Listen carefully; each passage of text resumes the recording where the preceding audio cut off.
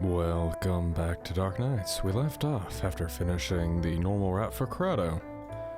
Now we are going to go back and try and get the other endings. Alright, this was the first choice I think we had.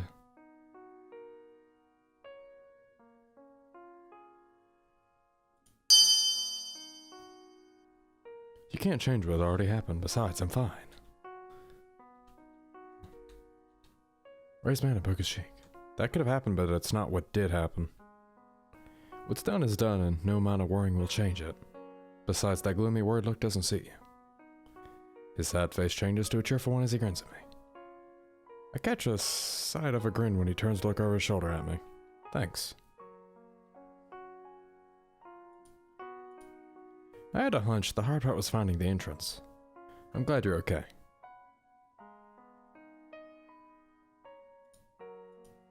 Despite my objections, Crotto carries me all the way to my room. Crotto tells me to forget about what happened and he'll do it to Roy later. He wants to make sure Roy does not involve me again. Alright. Now we can skip through.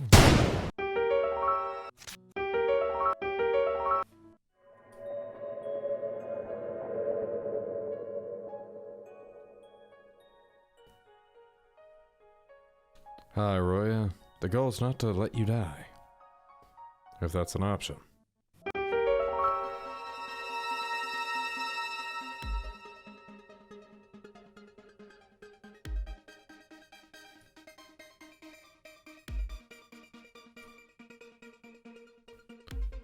I told you we can leave the past behind. Alright. Clearly, there's a way to get a different ending, so... let's go to the gun. What should I do? Crotto, wait. Crotto curses under his breath. Worry less upon seeing our expressions. What would your boss say if you lost this? Give that back. Come on, you won't even miss it. Don't you have a second gun? I got carried away here. Let's end this quickly, I don't have much time left. Rhea tosses the gun to Crotto, then raises his arms in surrender. I didn't think I'd meet you again after everything that happened. Maybe it's fate, you know? I want to set things straight. There's something different in his eyes now. They look almost sad or hopeless. Rhea, despite what he did, I have to pity him. I'd rather forget about it. You just have to do this and it won't bother you anymore. Why won't you accept my request? So if I forgive you, I should grant your request and kill you? But if I don't, I should kill you to get revenge. Seems like you get what you want either way.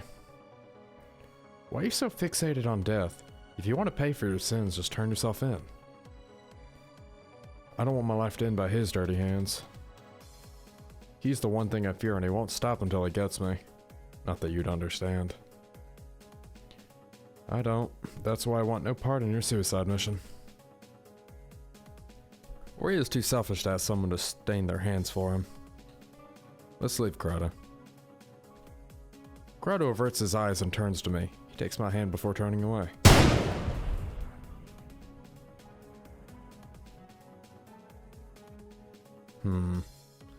Back to Otto. I wonder what that weird ding means.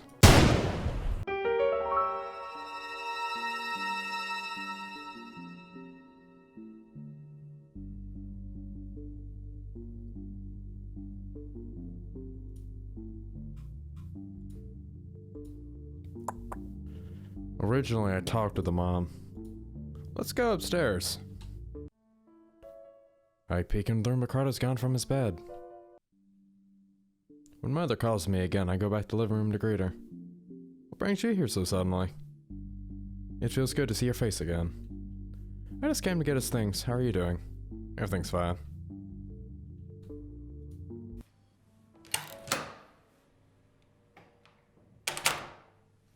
Death hours. This is going to the school at night, I believe.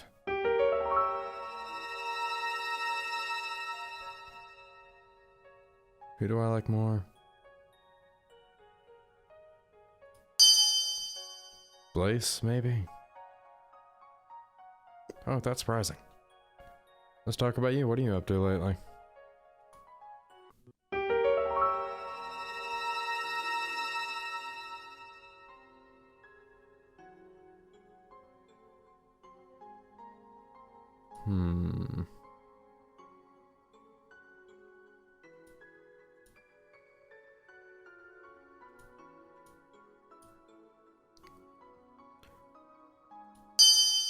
Following you? I'm just visiting a friend whose classroom is on this floor.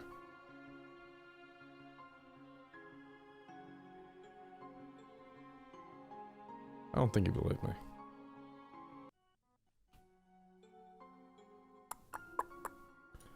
Let's...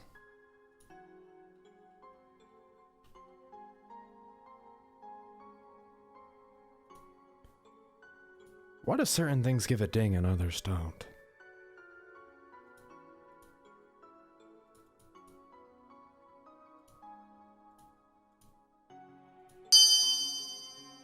Is that like a death indicator? Maybe.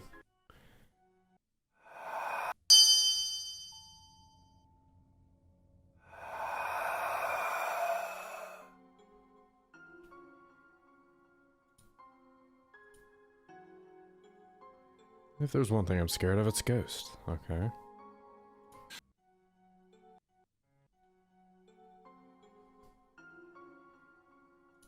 Hope it's Blaze. I walk further down the hallways and carefully listen to my surroundings. It is Blaze. It is so dark that I can only recognize when he's close. Getting too much into my role, I approach him with a cheerful smile. Alright, this is definitely a different choice.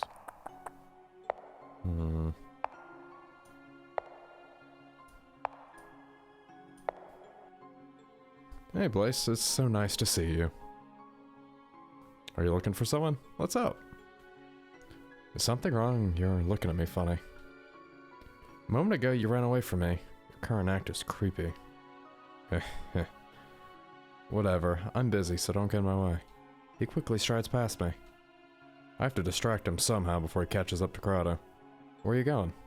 None of your business. You're not saving me this time?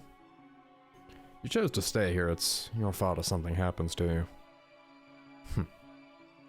His words are thrown at me like a bucket filled with ice-cold water. Nonetheless, I try to keep his attention. As he continues to walk, I go after him. What happened between you and Kaichi? We called a truce. There's something more important going on after that idiot. So, I hear you're the guardian in Hell's Gate. Who would have thought you'd be walking around a school human? I meant human school. I can't believe it either. A grumble sounds from his mouth. How can I pin him in one spot? Hold up. I'm pretty sure there's an achievement for being being aggressive. If word's on, it's time for action. After taking a deep breath, I run him at full speed.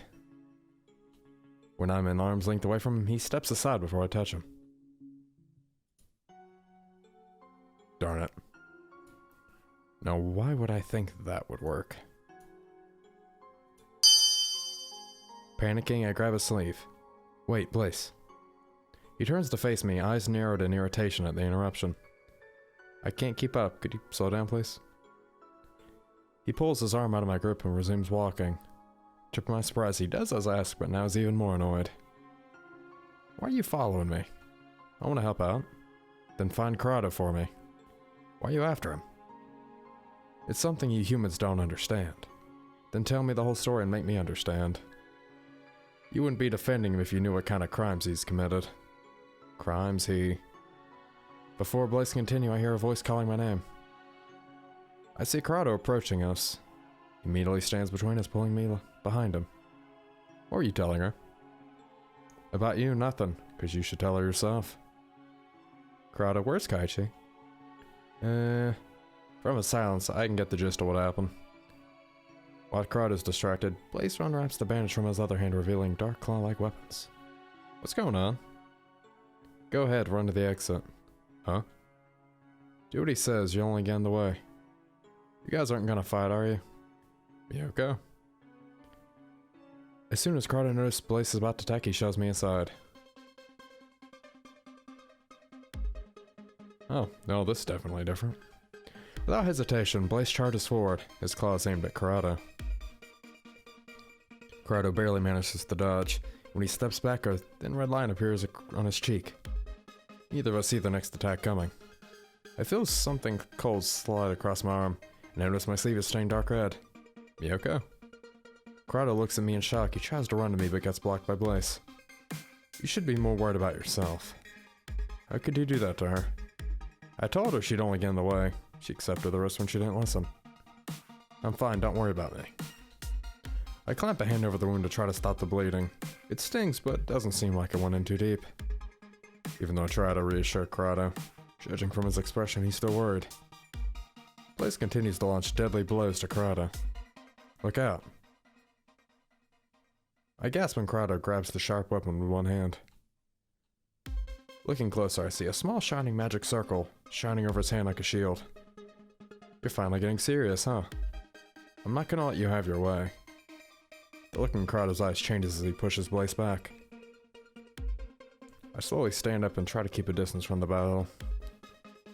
Corrado darts across the hallway, casting magic spells one after another, while Blaze keeps trying to close the distance, striking with his claws. They equally match, so I don't know who's on the winning side. I raise my voice, but no one's listening. They're fighting as if their lives are depending on it. I don't understand. Why must you two fight? As I stand here, I feel the need to do something. I'm not gonna watch until one of them gets injured. I need to help Corrado. I run to the nearest classroom and grab a broom. Returning to the hallway, I raise the broom over my head, swinging at Blaze from behind. In the split moment of distraction, Corrado takes the chance to counterattack behind him. A lot of circles surround Blaze, each trying to absorb him. Parts of his body start to blur. He gets pulled apart in different directions. Within seconds, the circles disappear together with him. I stare at the empty space where he stood a moment ago. The silence after his disappearance makes it feel like everything was a dream. I wave an arm over the spot, wondering if he became invisible or something. What did you do to him? Just teleported him somewhere. He won't be back for a while, I hope. You don't even know where? Not really. This spell takes too much stamina. Corrado sinks on one knee and catches his breath. He looks really tired from the fight. When I approach him to lend a hand, I notice his clothes are torn and bloody in several places. Must have a lot of wounds. Corrado, we need to treat you immediately. How was the wound in your arm? It's nothing compared to yours. I'll find first aid supplies and call an ambulance. Give me your arm and let me see. Corrado, please. Without listening to my words, he takes my arm and rolls up my sleeve. He takes the glove of his right hand and places a palm over the wound. Wait, don't. My words get cut off and there's a cold sensation on my arm. I stare at him with a surprised look. How did you do that? Did you have this ability the whole time? I had some practice. After being cursed, many of my abilities manifested. Well, does it feel better? Yeah, thank you. Alright, let's go home. Do I need to heal yourself too? Sadly I can't use it on myself. I'll be fine soon. Thanks for worrying about me though. He slowly stands up with my help and together we walk towards the exit. There's so many things I want to ask, but I don't know where to start. Well, that was an eventful night.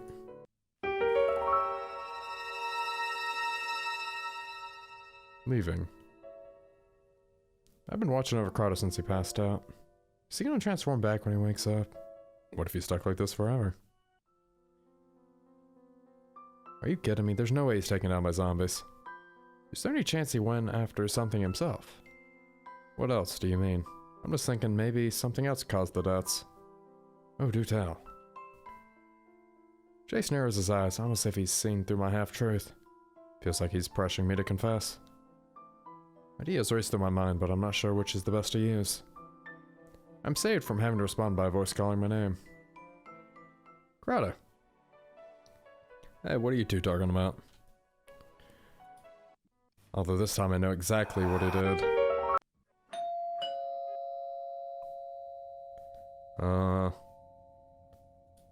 Let's inspect the desk this time.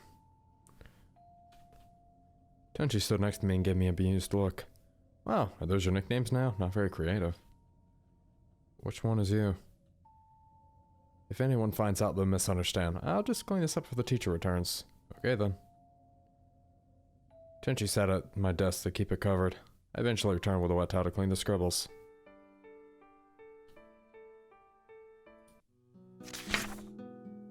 Clearly we're flipping to the very disturbing page.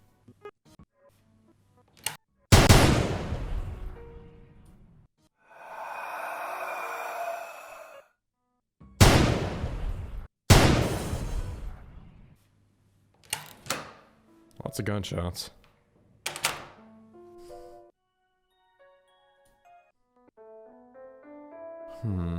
Get the same ending.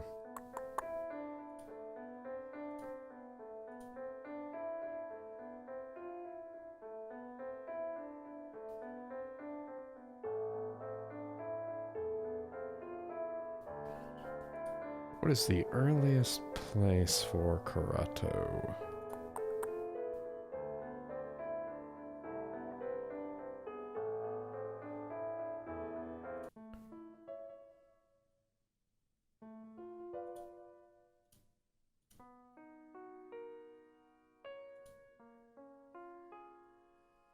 You couldn't have known.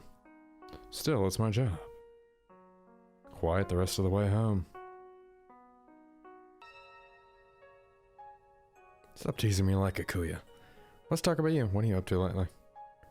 Okay.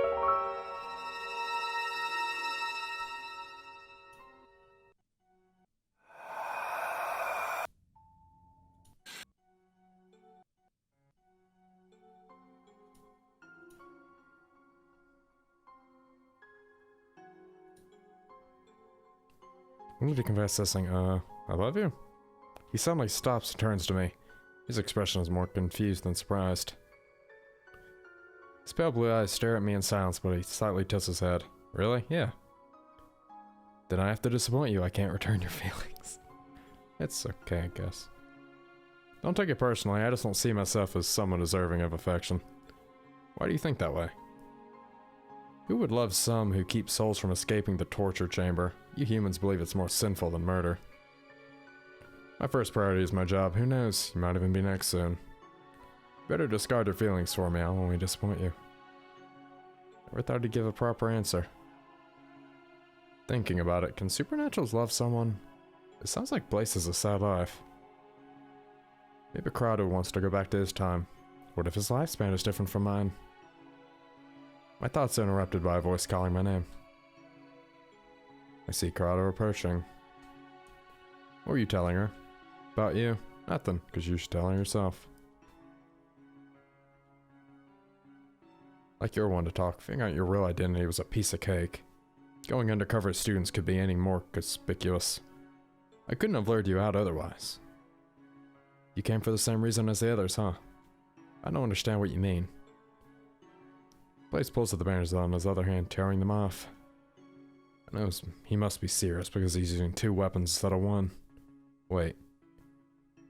Let's leave this for another time. It's unnecessary to fight before innocent eyes. Karato was right. Violence won't solve problems. Blaze sighs, giving a bored look as if he'd heard the same line 1,000 times. Please, I don't want to dirty my hands any more than I have to, but I doubt this guy is willing to give in without a fight.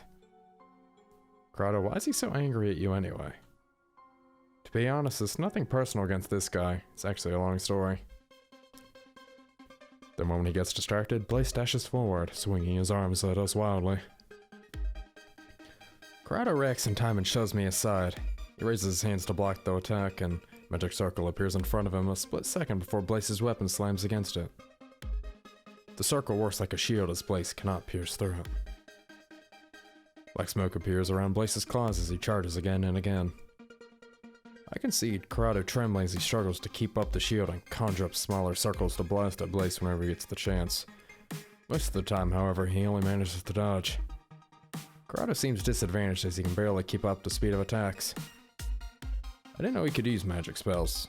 Is he a kinda wizard or sorcerer? I can feel the intensity of the battle raising the hairs on my skin. I feel like I'd be blown away if I were to try to interfere. As seconds pass by, I notice Corrado getting pushed back. The shield disappears and he drops to his knees panting. He looks really tired while Blaze is unfazed. He glances from me at a moment and I see his lips moving. He can barely make it out, but he's probably saying something like run away. I glance around trying to think of something I can do. I run to the nearest classroom and grab the chair closest to the door. In an instant, he turns around and strikes, shattering the chair into pieces that drop into the ground. Are you kidding me? That had metal legs. Blaze's eyes widen in surprise. He seems calmed down for a moment, but suddenly heads for me. He reaches out to grab me, but holds back since his hands are sharp claws. His actions contradict the murderous intent in his eyes. Corrado, run. You don't understand a thing. People like you only dig their own graves. Who are you trying to protect? Someone who's been deceiving you all this time? Do you think that you'll be a hero just by saving someone's life regardless of what they are? You haven't thought for a second what's going on here. Such a simple-minded person and easily swayed by emotions. You refrain from telling me anything. Of course I can only judge from the situation itself. Corrado hasn't been deceiving me, he hasn't lied. You're the one who doesn't understand him, Blaze. Despite my confidence, my body is shaking. Blaze clicked his tongue in annoyance. When he looks back at me, his expression has changed. Fine. I'll tell you. No, let me show you instead. It's been a while since I used this power of mine. Don't blame me if you can't handle it. What are you gonna do? I take a few steps back out of caution. Judging from the look in Corrado's face, he has no idea either. Blaze raises his hand to unwrap the bandages around his mouth. So many bandages. Before moving the last strip, he bows his head. I tilt my head curiously while staring at him. The next moment, he lifts his chin. I can see his face.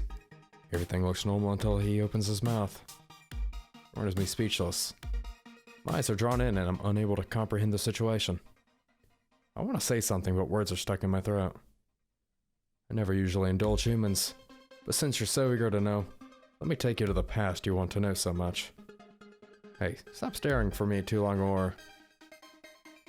The metal pieces on the floor start to tremble. Before I know it, everything goes black. The scene is dark before me. I don't know where I am. I remember something was about to happen, but I forgot what. My mind is such a mess. Someone's past was supposed to play before me, but whose? Slowly, my memories are fading away. The more I think, the more I forget. What happened to me? I should have gone home earlier. My shoes are getting soaked.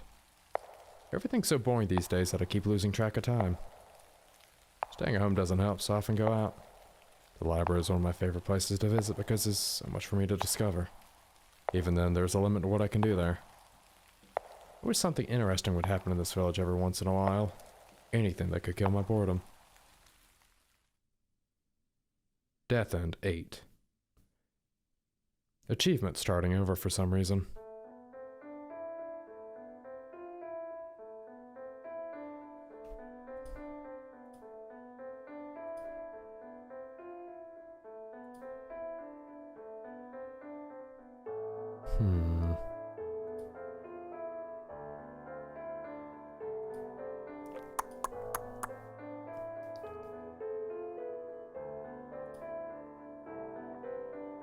Alright. I guess let's try to pick every option that gives that ding and see what happens then.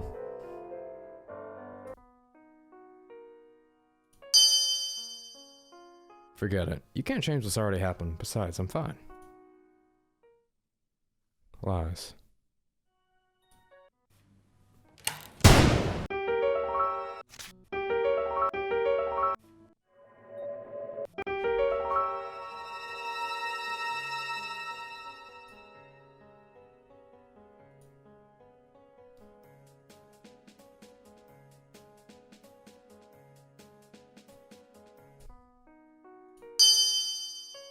Alright, looks like I actually need to save before I make that decision, otherwise I'm gonna keep having to repeat this.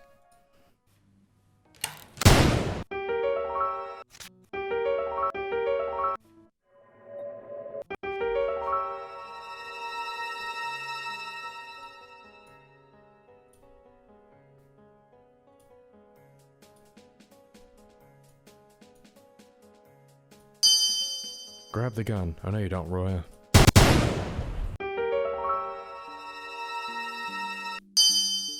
Talk with her.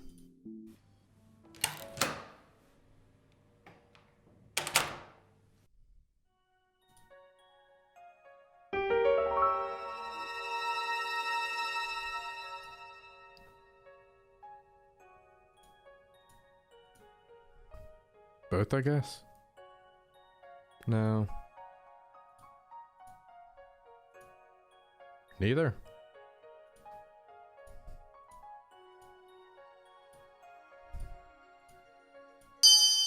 Place, maybe.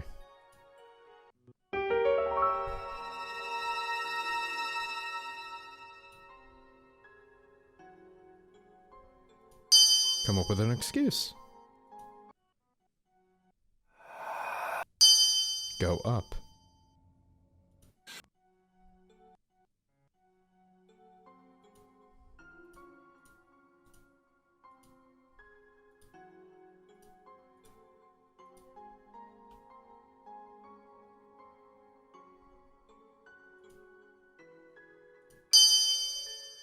Panicking, I grab a sleeve.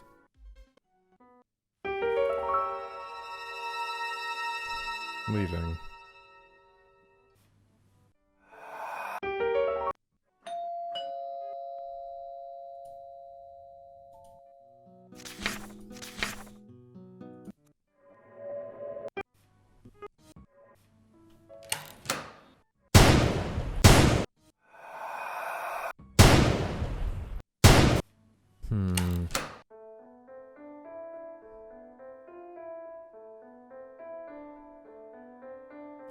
Alright, I'm gonna pull up how to get the good ending, and I'll be right back. Alright, I should be able to do this. We'll start off here again. The weird person who broke into my room.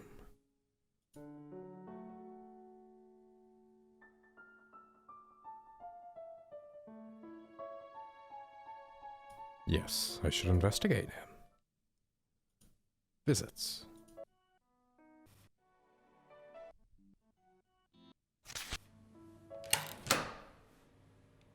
Where shall I look first? The guest room. The first thing that comes to my mind is the guest room. I go upstairs and knock before I open the door. He isn't here. Where shall I look next? The living room. Even though I was there before, to make sure, I'm gonna check again. Notice the table where I left food this morning, it's empty. Where could Corrado have gone this late? You looking for something? As soon as I hear a voice, I turn around. Corrado's standing in the doorway, he frowns at me. It seems he hasn't gone anywhere, I just didn't notice him. How long have you been standing there? I didn't think you were home. Just for a moment. Don't worry, I wasn't spying on you. I looked everywhere and I couldn't find you. Corrado chuckles lightly. You should look harder next time. I roll my eyes and go to the kitchen. Even though it's late, I still want to cook something. Are you hungry? If it isn't too much trouble, tell me something about yourself. Why do you want to know? Anything. I want to know more than just your name and occupation since we're living together. Shouldn't we know a little bit about each other? Well, my hair color is walnut brown and my eyes are turquoise. My favorite color is gray and my shoe size is... I can see most of that for myself. Why do you need your shoe size anyway? You still attend school? I assume you're close to my age. Oh really? I'm turning 20 soon. You look about 13 to me.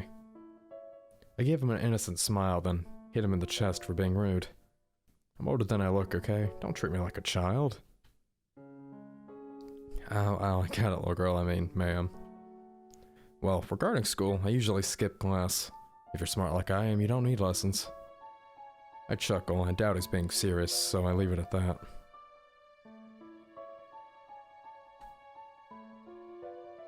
You're from this village, right? Why did you move out if you're going to be working here anyway? It hasn't been very long since I moved out. I've yet to get used to it. I was adopted at a young age, see? My guardians are nice, but I didn't really feel a connection with them. May I ask what happened to your parents? We were separated over 10 years ago. I don't know where they are now or how they're doing. It sounds like you got lost or kidnapped. That's not exactly the way I'd put it, but something like that. Anyway, since then, I've aimed to become an investigator. I want to save people and bring criminals to justice. It's been quiet in the village for a while, but so I've only recently started. Though I'd rather be jobless if it'd keep this all from happening. Crowder clenches his fist and an expression looks serious. His childhood must have been traumatic. Traumatic? Let me show you something. Yeah, I didn't get to see this. Crowder takes out a photo from his pocket. The colors are washed away, but the people are still displayed clearly. The couple looks so young. These are my parents. This photo and my pendant are all I have left from them. Do you have siblings? Nope. Then who's the bullhead in this photo? That's me. Oh my. Oh man, that haircut. What a cute little dork. I just want to pinch his cheeks. The mature and handsome man standing behind him must be his father. Crowder sorta resembles him now. However, Crowder's the same smile as his mother. Crowder must have gotten along with his parents. Their linked hands give off a strong bond. I can't get over your hairstyle. How old were you? You changed so much since then. Hey, don't laugh. I was like 6 or 7. It was a common style back then. It's a cute family picture. I glance at Crowder and stop smiling, feeling self-conscious. Sorry, Don't worry about it. I'm not sad that they aren't physically with me right now. I'll always carry their memories with me. His warm words are touching and reminds me of my own parents. I didn't expect him to have such a dark past. Alright, I've talked about myself long enough. Now it's your turn. Well, I'm an only child, just like you. My parents are famous scientists. A few years ago, they had a breakthrough in their career and decided to travel the world. They decided to leave me at home to avoid interrupting my school life. They're not here often, but they do visit occasionally. They took good care of me when I was younger. I only have good memories with them. It's not like I miss them a lot, though. I understand why they're not here, but I wish we could spend time like we used to.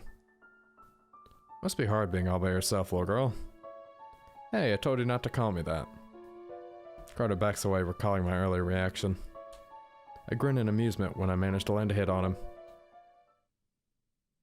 Next day.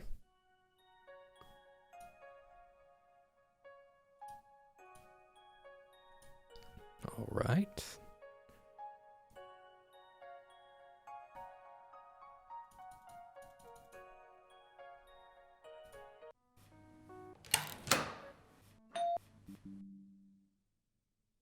Investigate the noise.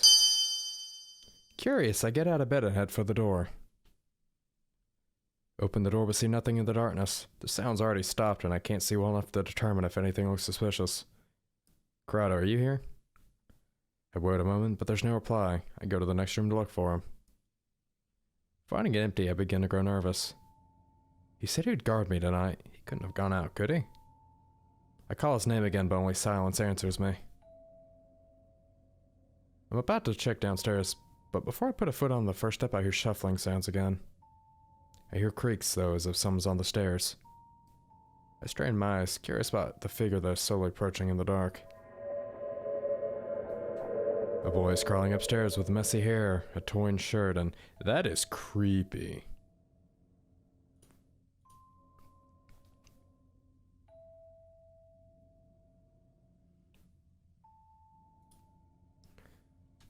No legs.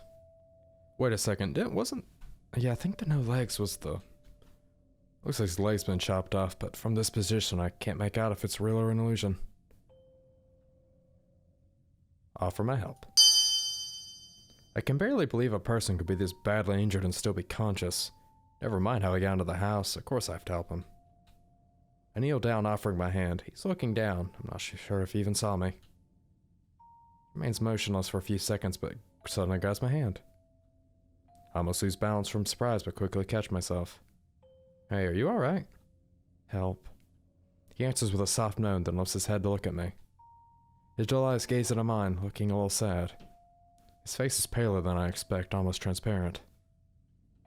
I gently pull him from the stairs and let his body rest against the wall. I notice his wounds are still bleeding. This is too realistic to be a prank. I'll get some bandages. I stand up, but he quickly grabs my hand before I can take a step. His ice-cold fingers are trembling and his voice sounds weak. He shakes his head and squeezes my hand. I have no choice but to respect his request, despite the pool of blood forming around the stumps of his legs. As I assess his wounds, I realize there's no way he could have entered my house in this state. I pull my hand away and step back from him. Who are you and how'd you get here? I'm a ghost. The boy sighs and averts his gaze. I recall the story Leoji told me about the ghost boy, and realize that he looks exactly like the boy in the photo I saw. He's legless too, just like the rumors. The realization scares me. Heh, this is weird, isn't it? I died a long time ago, now I'm just... Could you possibly be the school ghost? Oh, is that what they call me? I think I am. What are you doing in my house? I was looking for someone who can see me. Not a lot of people can. I need your help. It would make more sense if this was a dream. I wonder why only I could see him. How can I help? Please come to school. I'll be waiting for you. The boy smiles before his body vanishes into thin air. I stare at the spot he disappeared from, wondering if I'll wake up from this bizarre nightmare anytime soon. What in the world? I'm so confused. Every trace of him has disappeared, from the blood trail on the floor to the stains on my hand where he touched me. I recall the chill I felt when he touched me. What am I supposed to do? I missed my chance to reject him. If I try now, he might curse me. This must be the worst decision I've ever made, but after a change of clothes, I leave the house. The streets are empty. It occurs to me that I shouldn't be out this late, but I'm already neatly at the school. Despite my misgivings, I'm excited, curious to see what awaits me. Surprisingly, the fences are unlocked. There might be people inside. The hallways are only lit from street lamps outside, but I can see where I'm going. Ooh. I want to call out for the ghost, but decide to stay quiet and search for him. I stop to listen. I walk down the hallways and follow the shuffling sound. I find blood trails on the floor and a clue about where the school ghost was here. Guess he found me first. As I step forward, I feel a hand pressed against my mouth and an arm around my waist. Without a moment, I'm pulled into the nearest classroom. I struggle trying to break out of my captor's grasp until I hear a familiar voice in my ear. Relax, it's Kurata. He releases me once I stop struggling. I spin around to confront him, but he presses his index finger to my lips before I can utter a word. While we hide in the classroom, the sound of footsteps echo throughout the hall. Despite the darkness, I can see a little light through the gap between the door and its frame.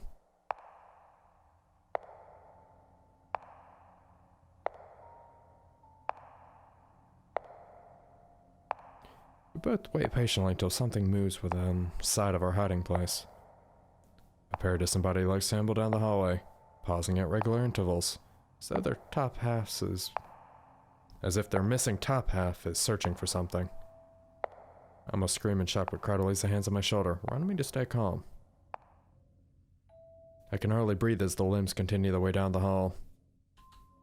As the sound grows further and further away, the bloody prints fade from view until there's no trace. This is what happens when you sneak inside the school at midnight. Then why are you here? Look, I'll explain, but tell me what you're doing here first. The school ghost appeared at my place and asked for help, so I decided... Seriously? I might get cursed if I reject his request. Kurata shakes his head and lets out another deep sigh. This was a bad idea after all. And where have you been? I thought you were supposed to be guarding me.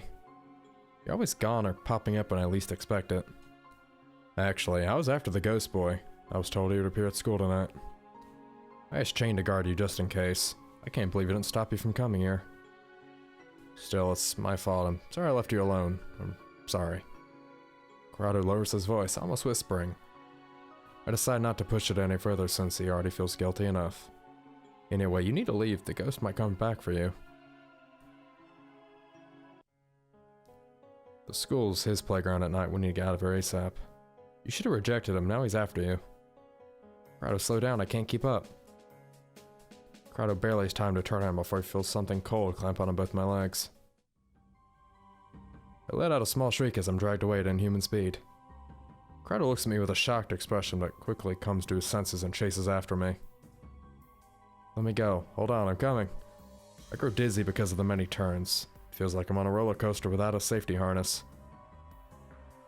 I hear Crato's footsteps echo, but they disappear abruptly, as if he stopped running. I shout his name, but he must be too far away to hear. My captor finally releases me after pulling me into another classroom. Eek. His appearance still surprises me. I'm sorry for scaring you. I didn't want anyone to stop us from talking. The boy bows down to apologize. I realize he means no harm, but I still don't understand his actions. You see, my legs are missing. Without them, I'm stuck here. So the story about the school ghost is true. It's hard to believe the infamous ghost is right before my eyes again. I saw your legs a moment ago. Where? It was back in the hallway. They passed by, moving on their own. Could you please help me get them? He looks at me with instant eyes and presses his lips together. I came all the way to the school for him. It'd be a waste of effort to turn him down now. After a nod, the boy smiles happily. He crawls up to me and takes my hand into his. I shudder at his cold touch and he releases me. Alright, sometimes I forget I'm not normal anymore. It looks like he's about to cry, so I reach out and gently pat his head. Thank you. Nobody's ever agreed to help me before. Actually, it was more like I had no choice. I might be cursed if I don't agree to help you. I can't spread curses. I'm cursed after all. Well, I'm gonna go look for your legs. I'll wait here. I don't think they'll appear if I tag along. I'll be right back. Leave the classroom and start my quest. Right now I have two options. Find Crado and escape, or help the ghost find his legs. If I try to escape, he might come after me though. Whatever, at least this is something new. May as well help him out. However, it is difficult to be sure where the legs have gone, especially because they don't leave behind a trace. Shortly after I hear Crado's voice calling my name. Crado, I'm here. Once I reach him, he holds my shoulders as his eyes examine my body. Miyoko, how'd you escape in one piece? It was the school ghost. He asked me to find his legs. Oh, him. Confused, I go after him. Where are you going? I'm gonna exorcise the ghost. We have to put him to rest by fulfilling his request. He'll rest after being exorcised. He doesn't seem evil, so why? It's not like he hurt me. Miyoko? I thought he was upset with me, but he wraps his arms around my body, holding me tight against his chest. Crado? Even though we only met a short while ago, this was nostalgic somehow. You don't know how scared I was of losing you, Miyoko. I'm so sorry. Is he talking about his job guarding me? But his reaction is really over the top if it's just that. It's not even his fault. I'm the one who decided to come to the school. I gently stroke his back to reassure him. I've been messing around too much. After Crado pulls away, I feel slightly flustered. There's something I want to tell you, but it'll have to wait. Stay here. I'll be back in a minute. Wait, don't leave me all alone. You'll be fine. I just need to set things right. Trust me. Was he always like this at work, or did he grow dependable when I wasn't looking? He pats my shoulder and heads off before I can say anything. How's he gonna deal with a ghost? Worried, I go after him. I hear loud noises, something like a large metal striking a wall. Slowly I peek around a corner and see Crado with the ghost boy. Crado seems to be winning. Why are you doing this? Your wish will never come true. Why should I believe you? You don't seem to remember me, but back in Class 1E. The ghost boy raises his hand again and I flinch back. His eyes have turned to matching black voids. Crado tries to pull something out of his pocket, but the ghost boy crawls forward with inhuman speed, grabbing Crado's arm. That ghost couldn't harm humans. I remember you. Even in this chaos, Crado managed to draw something from his pocket. I can't exactly understand what he's doing, but I see his lips moving. The ghost boy backs away from him when he notices what is going on. Crado throws an object he was holding, a small charm, at the ghost boy. The moment it touches him, he freezes in place. A dark mass surrounds the ghost boy, instantly dissolving him into the mist. His scream echoes after he disappears, eventually fading away until there's nothing left of him. I glance over at Crado. He sinks down on his knees and lets out a deep sigh. Without moving, he calls my name. Miyoko, you can come out. Did you know I was here all the time? What happened to him?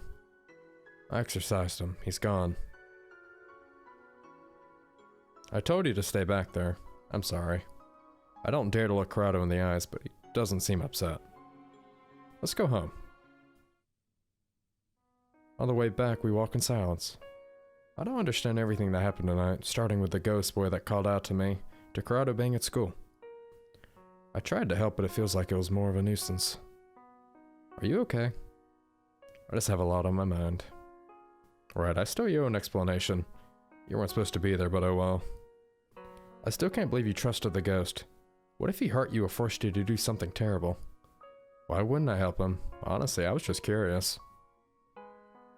He was the school ghost, the one we talked about a couple days ago. Ghosts like him can't pass on because they have strong, unfulfilled desires in this world. I've tried to track him down before, but he doesn't appear very often. Was it really impossible to fulfill his wish? His wish could be fulfilled if his legs were reattached to his physical body, but his body was cremated. Besides, there's no way of knowing he'd really rest after getting back his legs. It was an impossible request to begin with. I can't believe he tricked you into helping him. I didn't know. I thought if he was an evil ghost, he would have cursed me. To be honest, I'm not fond of ghosts, especially the idea of angering them. The ghost's gone, so you don't need to keep beating yourself up about it. Corrado gently pats my head. I expect him to be upset, but it's the opposite. I troubled him, and he's trying to comfort me. This kindness makes me feel even more guilty. When the ghost screamed to you, what did he mean by "I remember you"? Don't read too much into it. I've been after him for a while. Maybe he remembered me. How long have you been an exorcist? It's a long story. I have all night. Alright, well, it's not just ghosts. I just like all supernatural beings. Part of my job's keeping the village safe from creatures like him. I didn't know you could see ghosts. I didn't think you could either. All this time you knew the school ghost story was true. What about other legends from the village? Curious. I wouldn't want to spoil the surprise. You'll figure it out. I'm serious, I'm involved in your mess now. I have a right to know what else might come after me. I think you've got it backwards. You're the one dragging me into your messes. Excuse me, but who saved you from sleeping out the streets, You're more of a damsel in distress than I am. Hey, didn't I look bad back there? At least call me a knight or something. By the way, thanks for helping me. Hey, it's nothing. Just be careful around supernatural beings next time. Don't trust them, no matter how kind they may seem. In the end, they're all the same. Selfish and deceptive. Humans are no different. I still trust them more. I'm sure there are more of those beings in the village, hiding in shadows. Someday I'll take them all out. I know you dislike them, but that's a little extreme, don't you think? I've been able to sense them my entire life. I spent my childhood tormented by creatures just like that ghost. It's only natural how I feel about them. I see, but destroying them won't solve the problem. This is my duty. His last words fade into a whisper. Corrado returns his usual smile and jumps to another topic. You know that going out at night is dangerous. I should put more security on you next time. Speaking of security, thanks for leaving me unprotected. I don't get why Chain let you slip out. What the heck was... Yeah, you left me in the care of creepy gas mask. What a trustworthy guard you are. You still should have told me at least. I know. I'm sorry for not saying anything. Chain isn't that bad though, once you get to know him. In that case, could you switch your Chain? You make him sound more responsible than you are. Corrado smiles apologetically and rubs his head.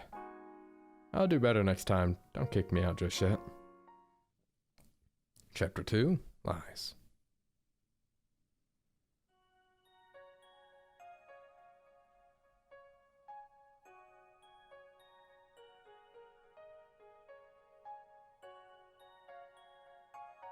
Alright, I think we'll end off here since we got a completely different story.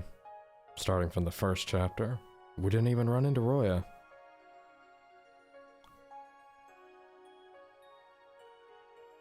I hope you guys have enjoyed today's video.